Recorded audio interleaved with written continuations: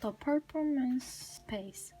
Carol basically didn't stop talking as we head down to the second floor. She was describing the play they had put on last year, which was Oliver. She played Oliver, even though she a girl. As she said this, she pushed open the double door to a huge auditorium. At the other end of the room was a stage. Carol started speaking toward the stage. Julia ran after her, and then turned around halfway down the stairs. "Come on," he said loudly, waving from me to follow him, which I did. There were like hundreds of people in the audience that night, said Carl, and it took me a second to realize he was still talking about Oliver. I was so nervous. I had so many lines, and I had all this song to sing. I was so hurt. Although she was talking to me, she really didn't look at me much. On opening night, my parents were all the way in back of auditorium, like where Jack is right now. But when the lights are off, we can really see that far back, and I was like, where are my parents? Where are my parents? And then Mr. Linnick was theater arts teacher. Last year, he said, Carol, stop being such a diva. And I was like, okay. And then I spotted my parents, and I was totally fine. I didn't forget a single line. Where she was taking, I noticed Julian staring at me out of the corner of his eyes.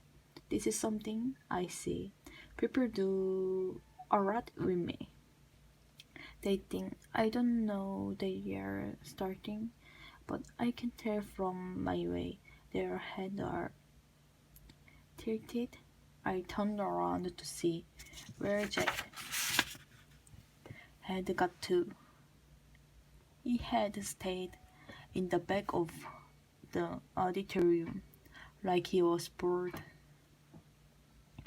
We put on a play every year, said Carol. I don't think he's going to want to be in the school play, Carol, said Julia sarcastically.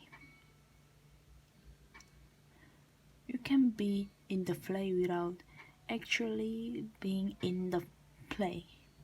Carol answered, looking at me. You can do the right thing. You can painting the backdrops. Oh, yeah. Whoopee.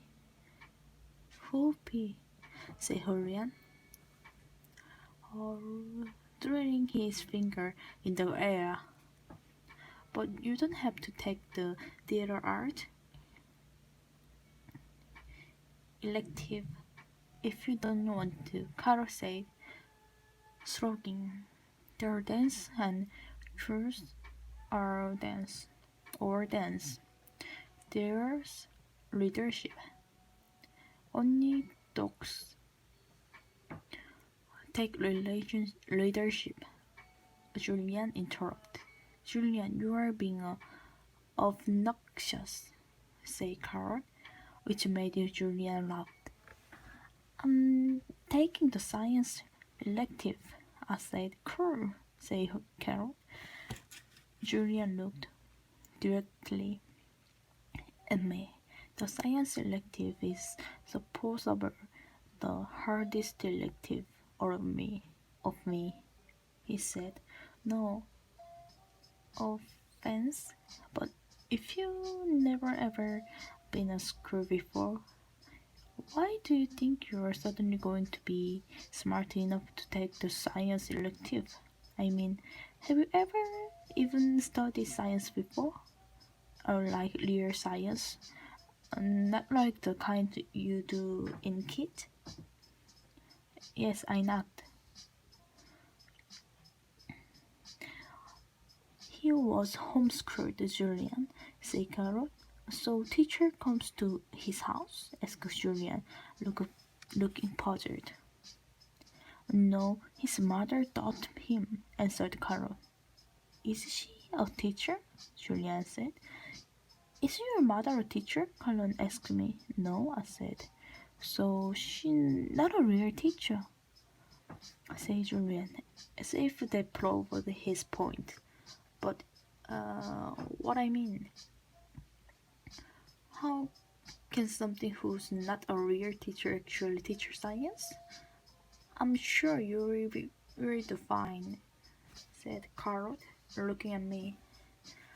Let's just go to the library now, Jack heard Arthur sounding real bored. Why is your hair so long?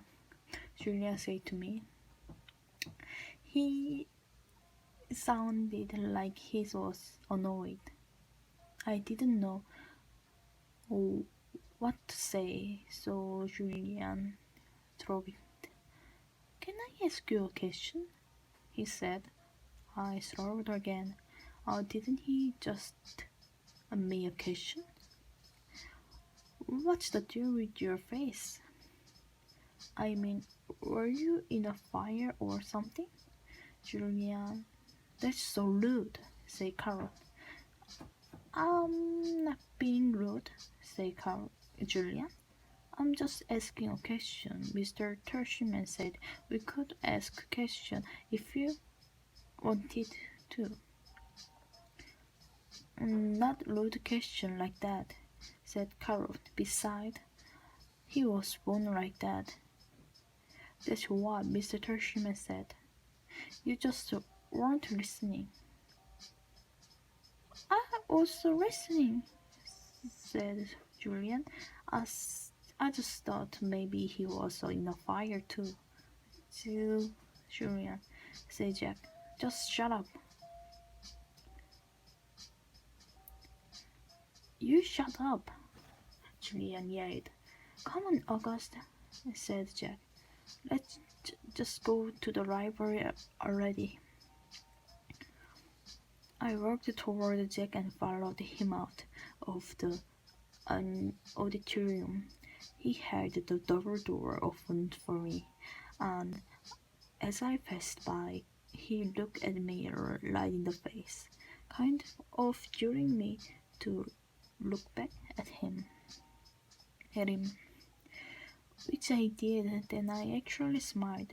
I don't know, sometimes when I had this feeling like I'm almost crying, it can turn into an almost laughing feeling, and that must have been those feeling I was having then, because I smiled, almost like I was going to gazing.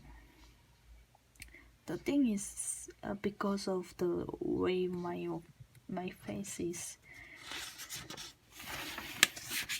people don't know me very well, but always get that I'm smiling. My mouth doesn't go up at the corners the way other people mouths do. It just goes straight across my face, but somehow Jack Rigo that I had smiled at him, and he smiled back.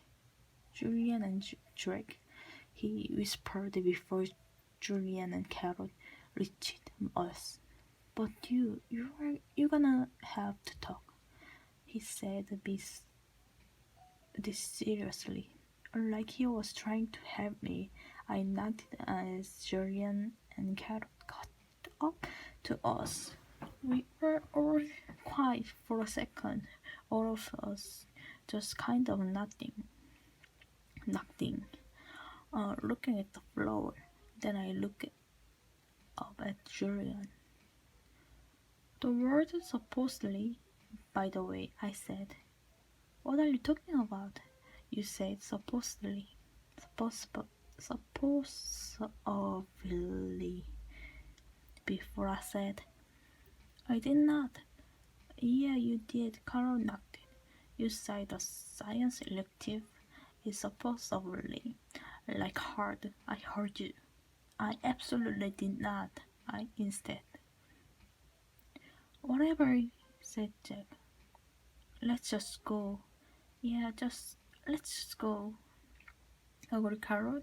Following Jack down the stair to the next floor, I started to follow her.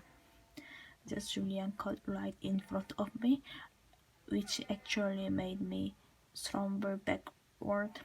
Oh, sorry about that, said Julian, but I could tell from the way he looked at me that he wasn't really sorry or